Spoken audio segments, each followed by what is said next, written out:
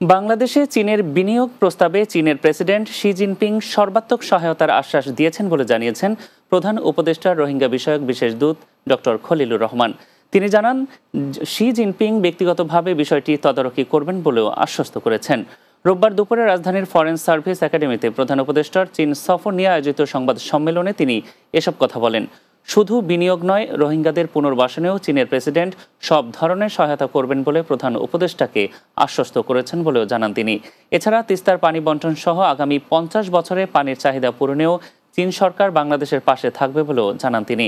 সংবাদ সম্মেলনে বাংলাদেশ বিনিয়োগ উন্নয়ন কর্তৃপক্ষের নির্বাহী চেয়ারম্যান আশিক চৌধুরীও বিনিয়োগের নানা দিক তুলে ধরেন।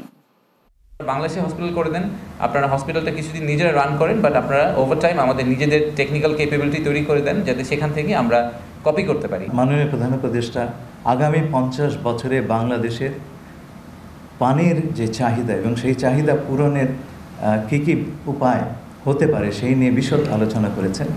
মাননীয় প্রধান উপদেষ্টা প্রেসিডেন্ট শি জিনপিংয়ের সহায়তা চেয়েছেন এবং তারাও সর্বাত্মক সহযোগিতা দেবার প্রত্যয় ব্যক্ত করেছেন।